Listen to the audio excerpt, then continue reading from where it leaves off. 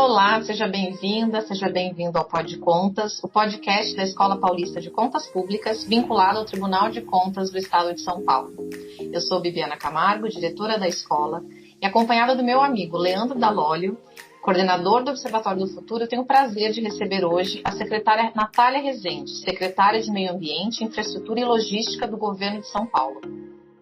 Nossa convidada tem extenso currículo, do qual faço alguns destaques. É professora da disciplina de parcerias público-privadas de faculdades como o Mackenzie, a PUC Minas. É também conselheira na Companhia Paulista de Parcerias. No âmbito acadêmico, é pós-doutoranda no Departamento de Direito Econômico, Financeiro e Tributário da Faculdade de Direito da USP, doutora pelo Programa de Pós-Graduação do Departamento de Engenharia Civil e Ambiental da Universidade de Brasília, com foco em regulação de infraestruturas de rede, e também cursa Masters of Law na University of London. Secretária, seja muito bem-vinda e obrigado por participar do Pod Contas. Muito obrigada, Leandro, Bibiana. Para mim é um prazer imenso. Eu que tenho que agradecer pela oportunidade, pelo convite. Sou uma admiradora do trabalho de vocês. É muito bom ver a competência, a qualidade que vocês imprimem, seja aqui nesse programa, seja no trabalho de forma geral. E isso para nós, servidores, é muito bom, para a sociedade de forma geral também. Leva conhecimento, esclarecimento, informação de qualidade. E eu fico muito feliz de estar aqui hoje, então eu que agradeço. Maravilha! Bom, para começar o nosso bate-papo, a gente gostaria de falar um pouquinho sobre o Plano Estadual de Adaptação e Resiliência Climática, o PEAC, que é um instrumento central aí para a agenda de adaptação de São Paulo.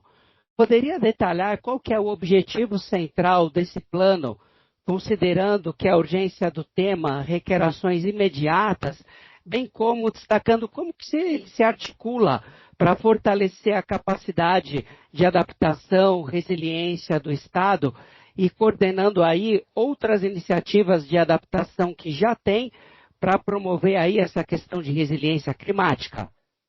Perfeito. O PEAC para nós é muito importante. A gente, desde 2023, vem desenvolvendo esse plano dentro da estratégia climática que a gente estabeleceu aqui no Estado, que aí ela tem um eixo de mitigação, um eixo de adaptação e resiliência.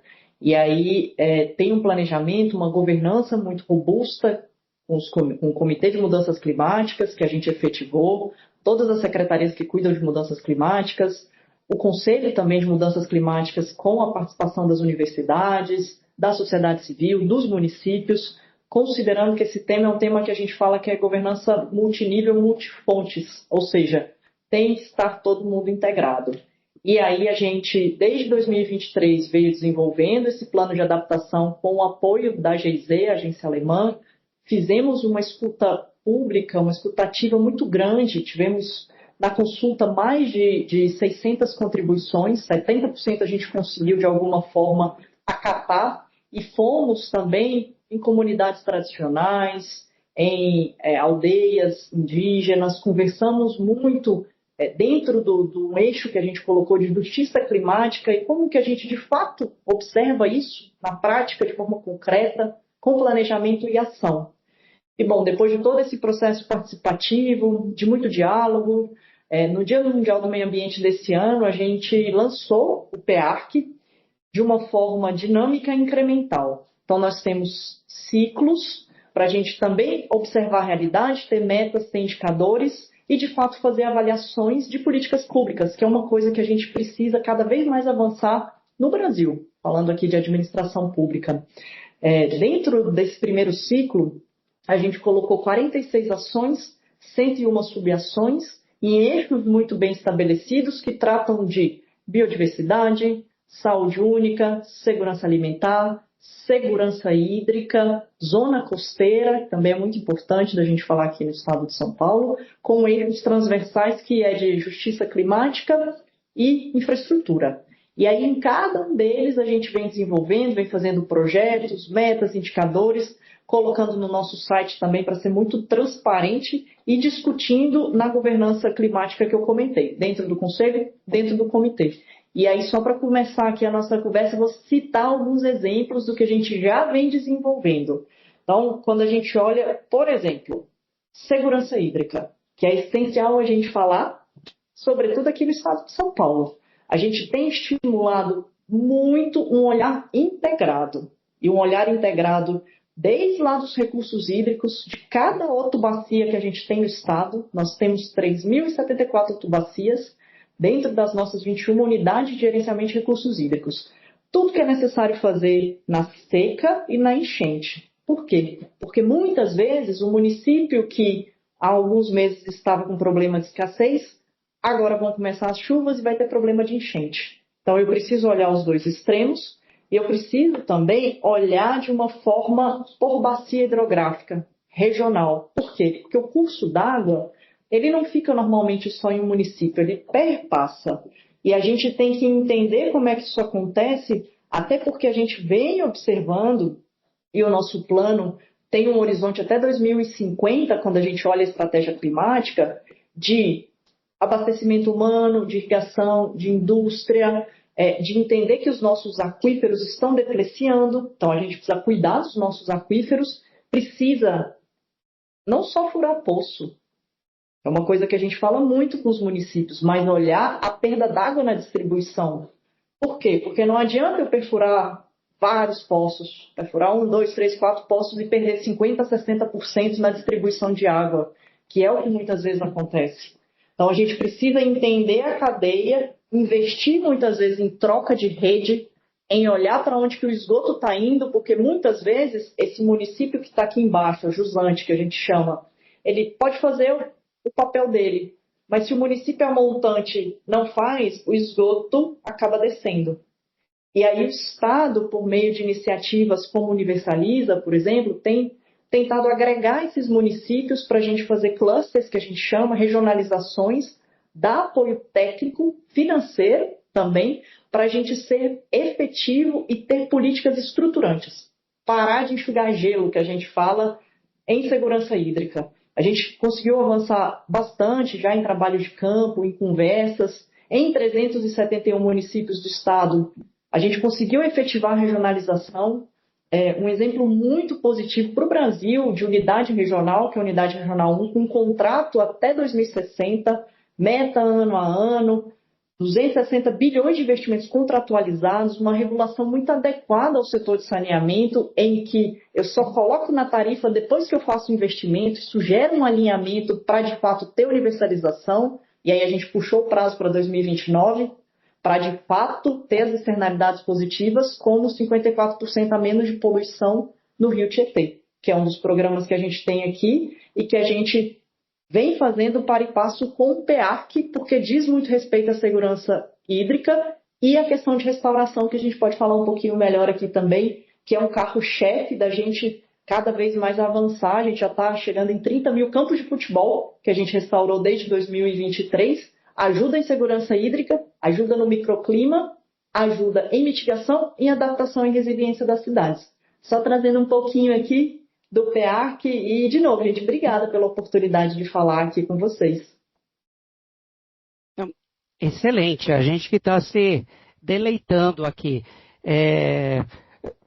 Você comentou a questão da segurança hídrica, daí a gente vai até mudar um pouquinho aqui o nosso roteiro. Já pedi para você falar a respeito da antecipação da obra de transposição para o Alto Tietê.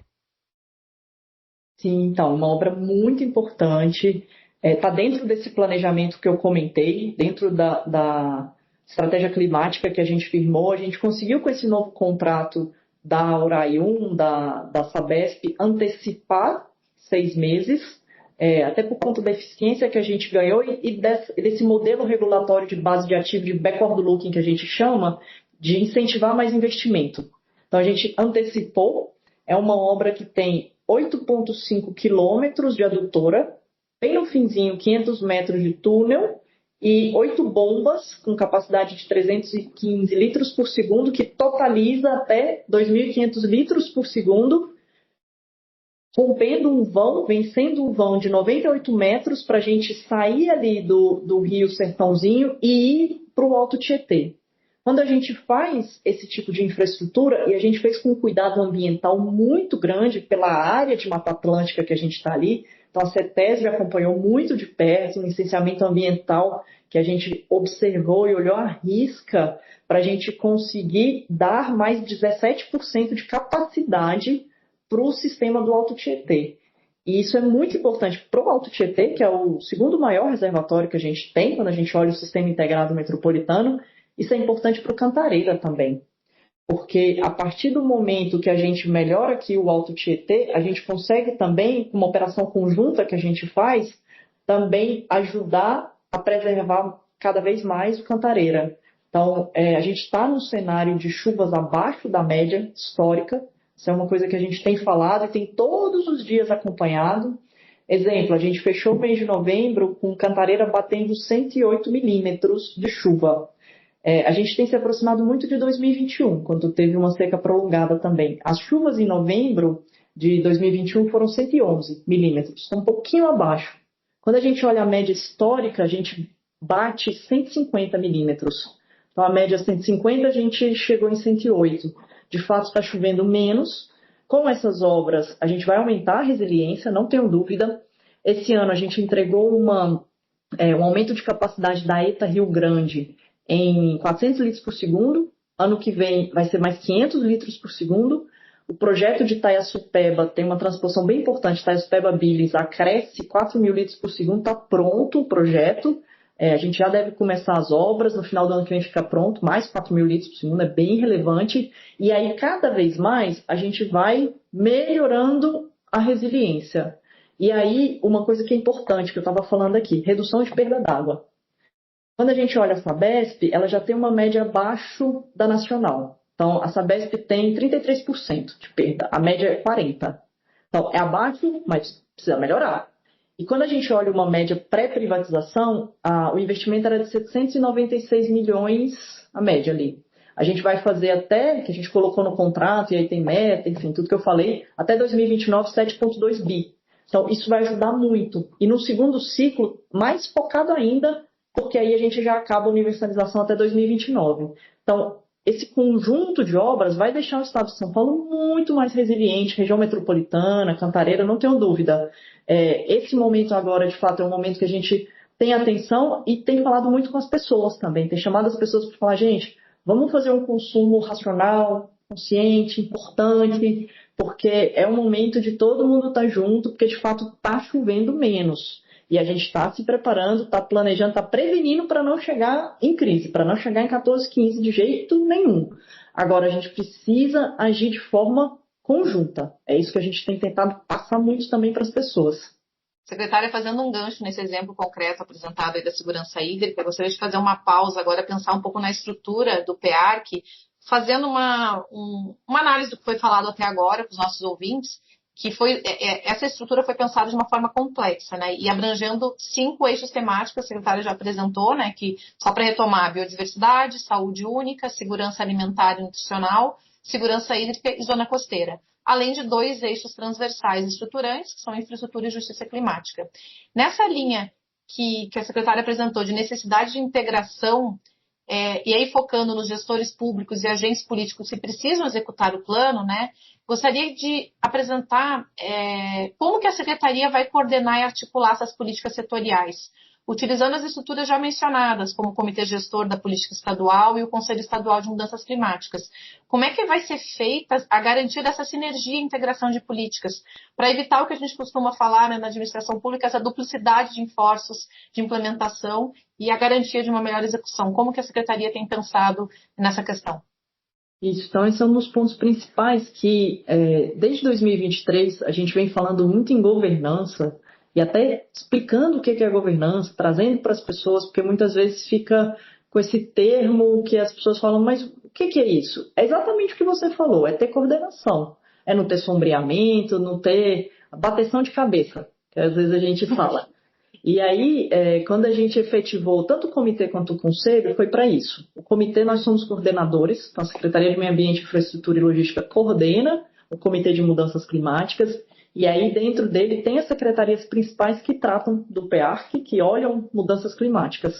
E aí, desde então, a gente vem fazendo tudo de uma forma muito concatenada.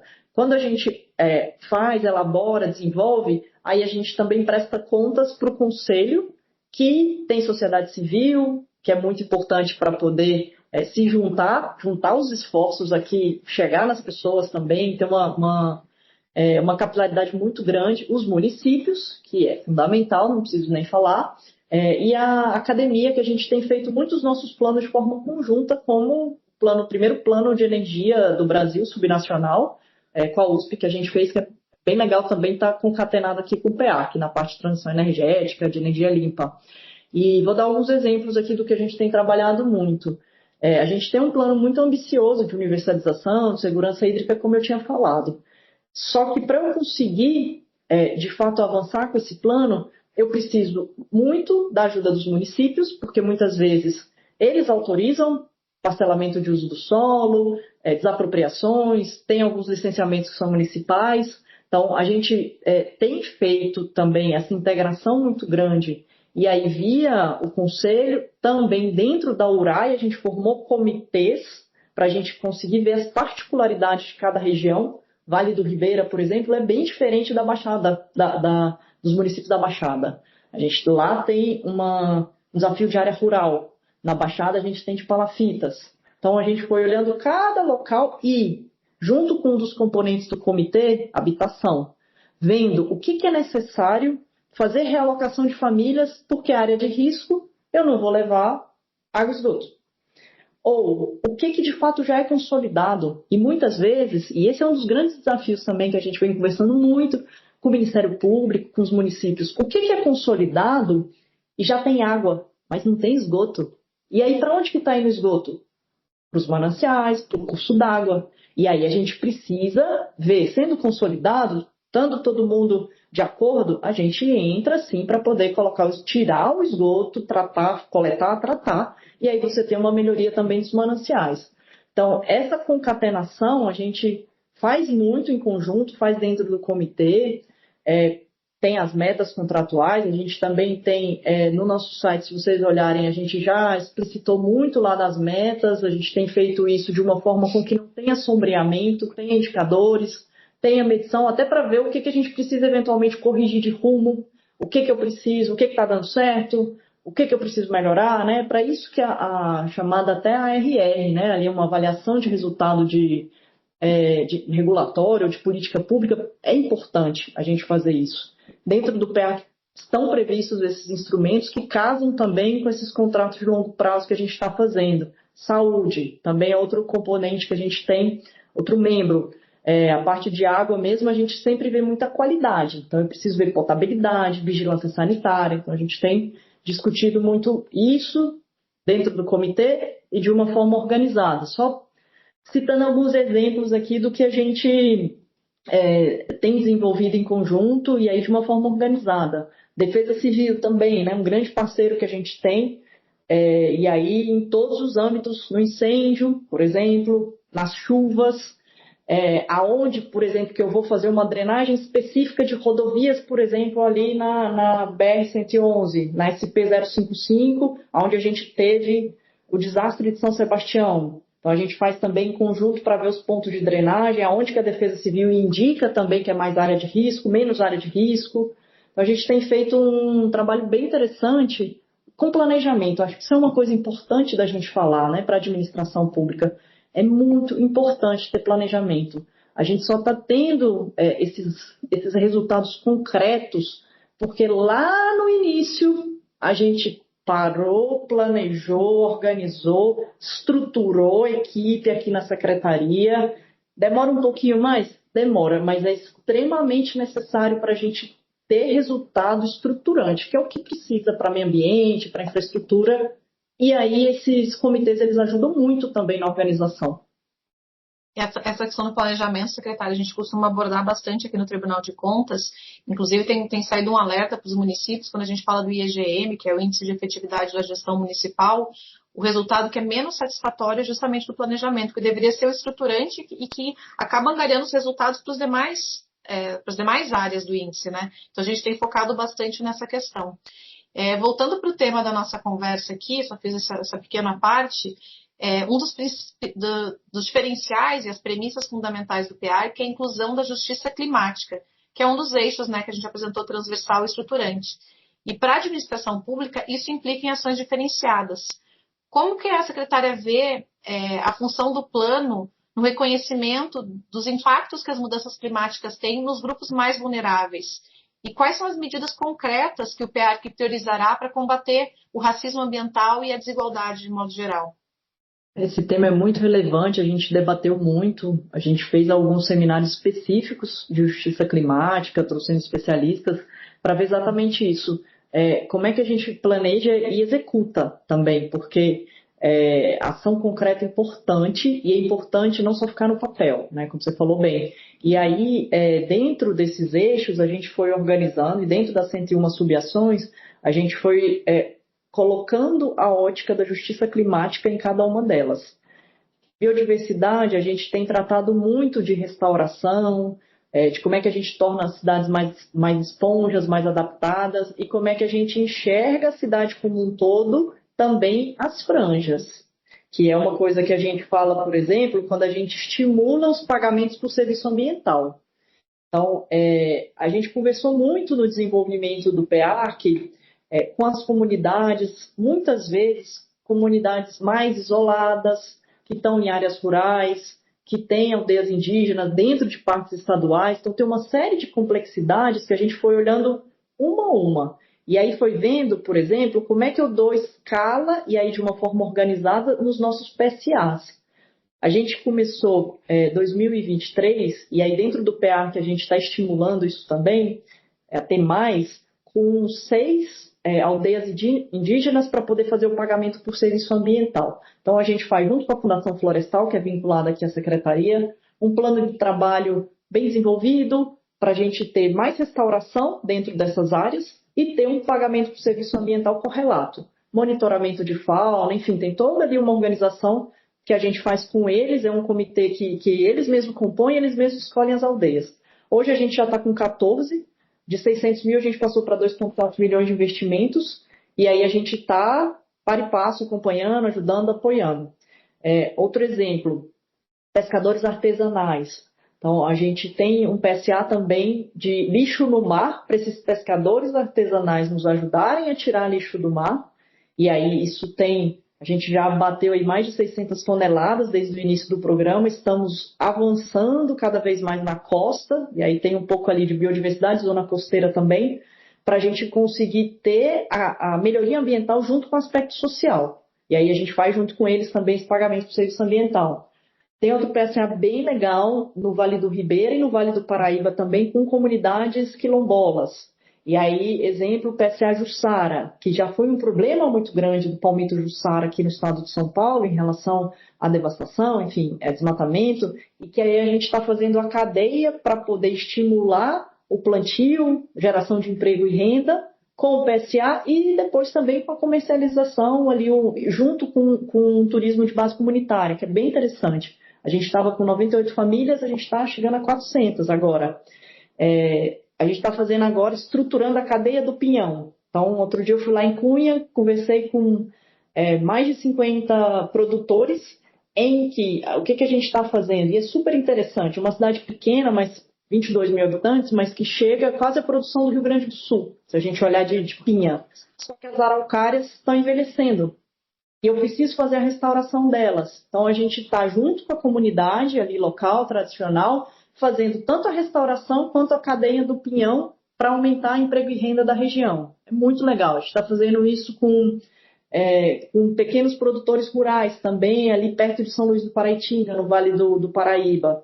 Eu fui lá conversar com eles. É muito interessante você ver que eles conseguem, por exemplo, uma família que eu conversei, reduzir em metade ali a engorda do boi que ele tinha, então de 36 meses para 18 meses, gera mais renda, e eles seguem ali toda uma cartilha, uma metodologia de restauração em que a gente piqueteia ao longo do rio para o gado não causar assoreamento do rio, então melhora a engorda aqui do boi, e por outro lado a gente melhora o nível dos cursos d'água, uma vez que eu não tenho assoreamento.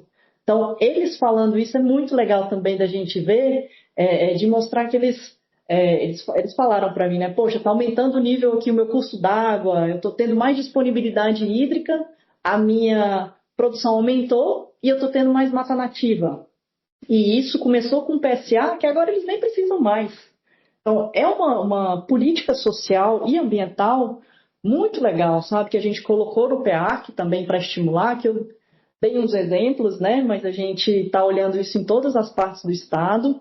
E junto com as políticas públicas também, a gente estava falando de saneamento, né? Antes a gente tinha muita gente fora dos contratos. Vale do Ribeira, 40% área rural era fora do contrato da Sabesp. Então, colocamos todo mundo, porque eu preciso levar saneamento para essas áreas. A justiça climática, de forma concreta, ela é possível, ela deve ser feita e não tenho dúvida de falar que o Estado de São Paulo tem sido muito vanguardista nessa parte, de fato planejar e aplicar isso com ações como essas aqui que eu exemplifiquei, que se deixasse a gente ficava o dia inteiro falando, né? É sensacional porque isso realmente é uma licença social, né? Quando tem essa oitiva, essa participação aí da população, além de trazer maior legitimidade, né, para todas essas ações que são muitas que a secretária está trazendo para a gente. Até sobre essa questão aí de ações, o PEARC ele tem um horizonte de 10 anos e ele é estruturado em 3 ciclos, né, de implementação. Poderia falar para a gente qual que é o foco do primeiro ciclo? Se eu não me engano, é entre 0 e 3 anos, a partir de 2025, que englobam aí quase 50 ações e mais de 100 subações. E também, assim, para garantir a viabilidade a longo prazo, como que o governo de São Paulo está prospectando recursos financeiros, utilizando instrumentos como o Finaclima São Paulo e buscando também parcerias para viabilizar a execução do plano, secretária?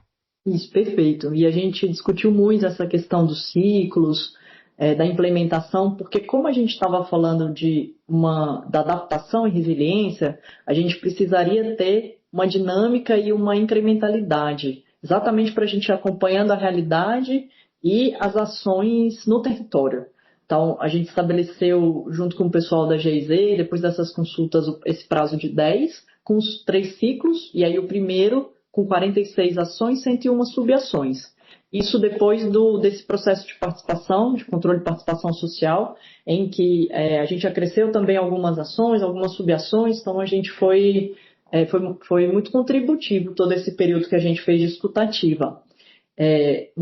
E aí um dos pontos que a gente identificou e que na teoria e na prática também a gente sempre fala é o que você comentou bem de financiamento.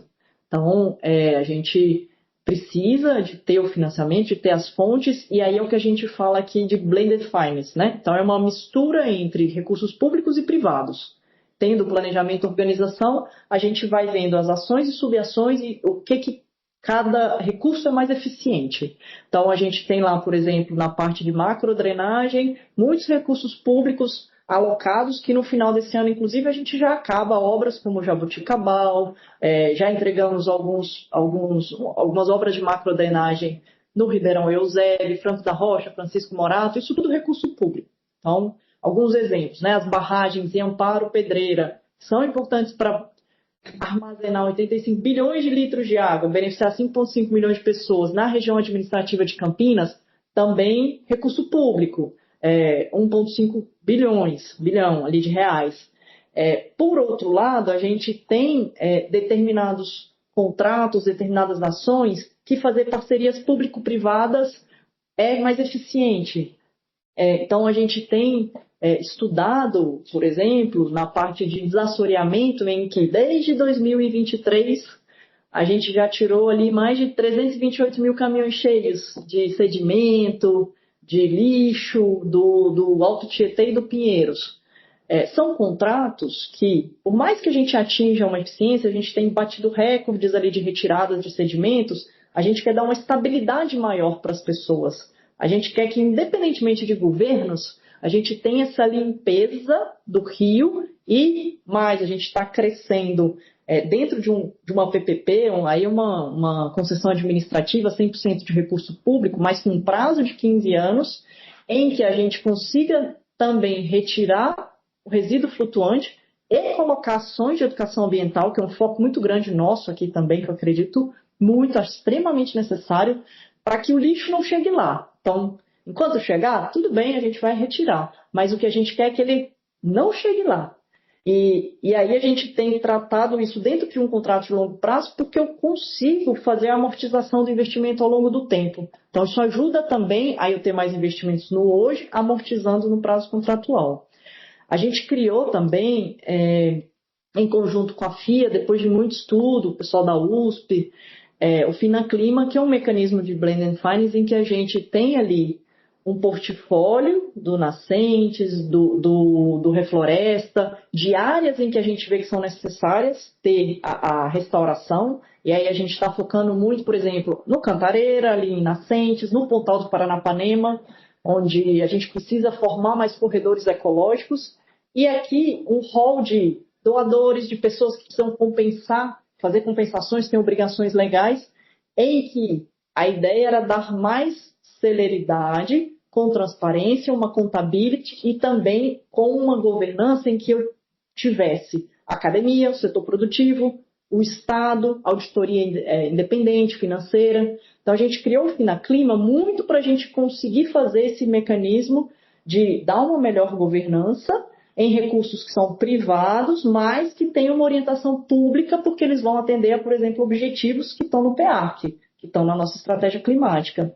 E aí é bem interessante porque a gente tem trabalhado muito próximo da nossa Procuradoria-Geral aqui do Estado, do Ministério Público Estadual, federal também, e do Tribunal de Justiça para, ao invés de ter litigâncias de anos em relação a determinadas infrações, a infratores que a gente tem identificado em áreas acima de 50 hectares, áreas maiores que a gente está olhando bastante, de ter acordos e que nesses acordos, no âmbito aí de mutirões que a gente está fazendo no judiciário, a gente tem essa destinação mais efetiva para restauração, que é o que a gente quer. Então, em vez de ter ações judiciais que ficam ali muito tempo no judiciário, a gente consegue fazer acordos e aí a gente consegue ter uma restauração também via Finaclima.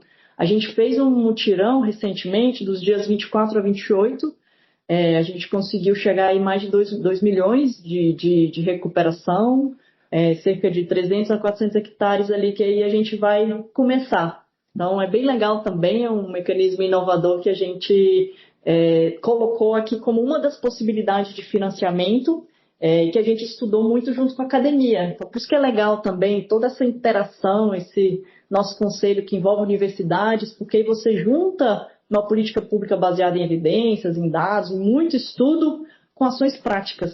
E aí isso normalmente tem uma estruturação e uma vida muito maior, que é o que precisa na administração pública, né? Ter política pública estruturante, até mesmo nas pequenas ações. A Bibiana falou uma coisa que eu acredito muito, que é em planejamento, né? Então, por exemplo, mesmo em ações imediatas que a gente vê que os municípios precisam, mais emergenciais, exemplo, caminhões, né? Muitas vezes os municípios pedem muito caminhões compactadores de lixo, coleta seletiva, triturador de galho. O que a gente tem feito, tá? A gente tem priorizado aqueles municípios para dar os caminhões, né? Para fazer essas compras, essas doações, os municípios que têm plano municipal de resíduos sólidos, por exemplo. Então, quem tem plano, a gente prioriza para poder também ter essas ações mais imediatas. Quem está em ações regionalizadas do Estado, que é importante para a estruturação no longo prazo. Quem já implementou a taxa de lixo. E aí a gente consegue, assim, estimular, mesmo em ações ditas emergenciais, imediatas, né, vou colocar assim, políticas estruturantes. Isso tem dado muito certo para a gente caminhar também junto com os municípios.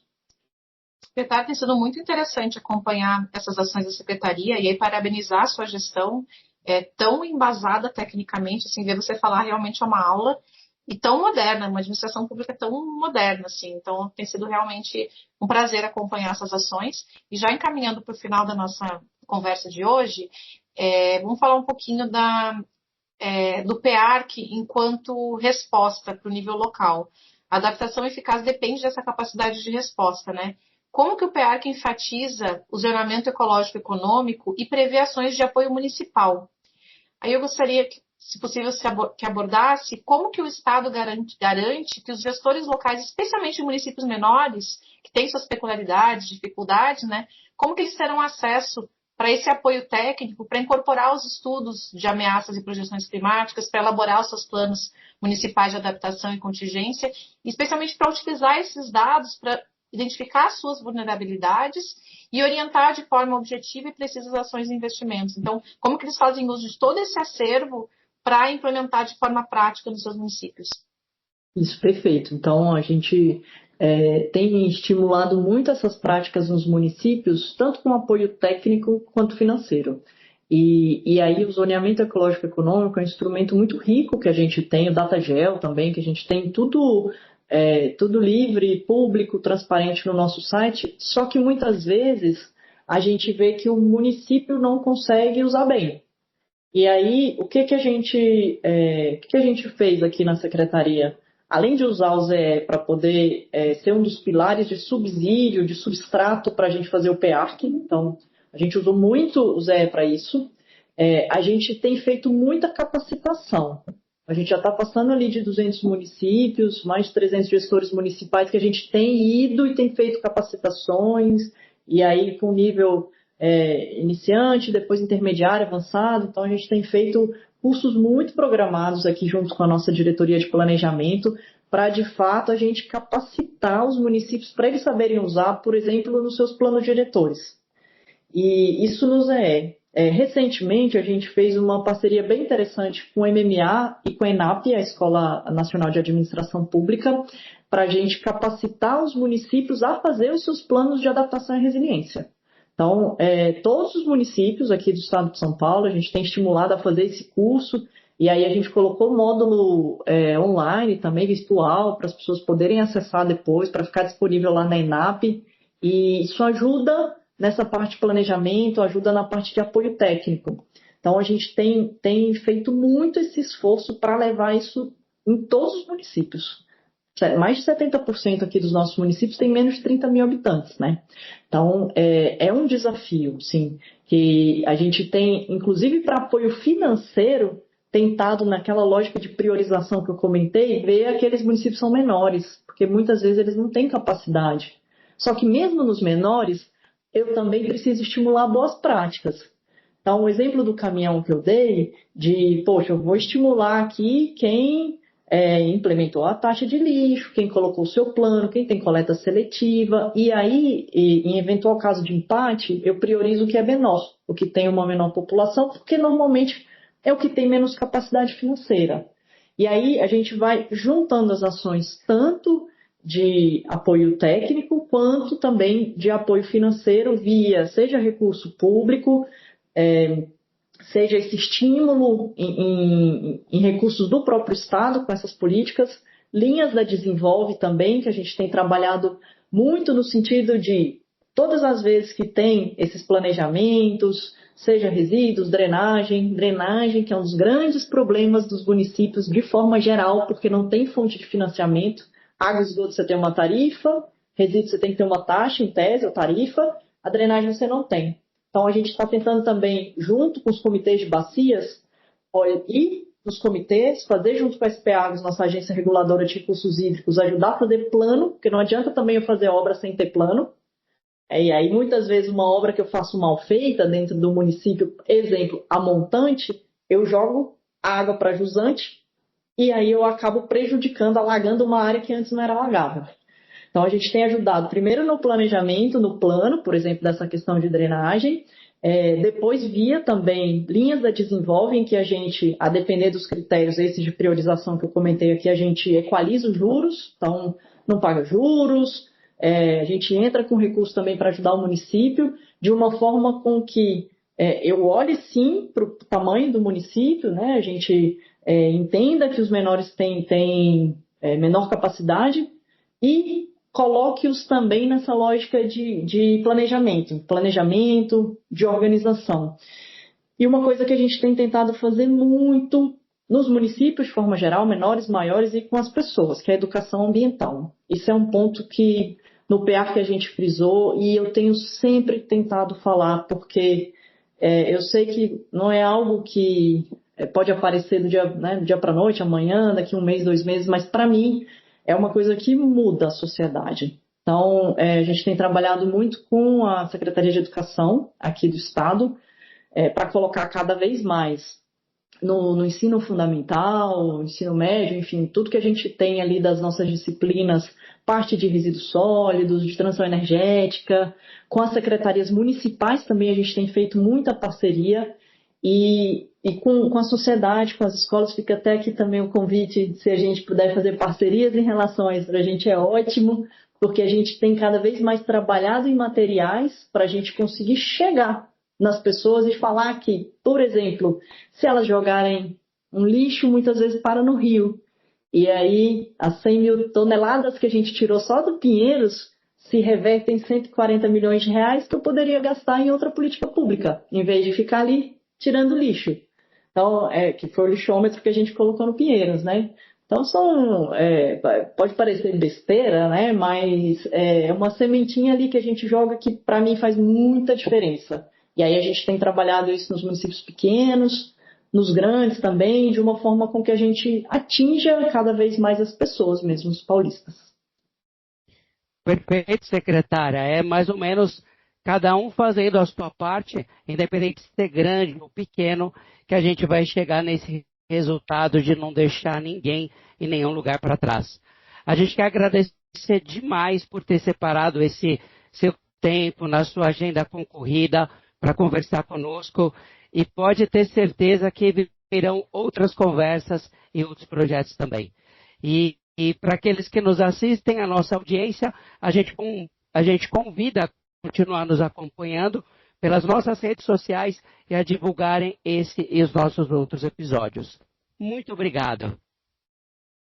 Eu que agradeço demais, gente, a oportunidade, a troca de ideias, né, o diálogo, para a gente é muito bom. Eu gosto bastante, de novo, sou uma admiradora do trabalho de vocês e faço votos aí que cada vez mais essa competência, essa qualidade chegue, né, chegue nos paulistas, chegue nas pessoas, porque é assim que a gente consegue avançar com planejamento, organização. E contem comigo, contem aqui com a nossa secretaria, com o Estado de São Paulo, para a gente avançar juntos, né? Eu acho que essa integração é imprescindível e fico muito feliz de estar aqui. Muito obrigada mesmo pelo convite e contem sempre comigo. Sempre que vocês me chamarem, eu venho por aqui.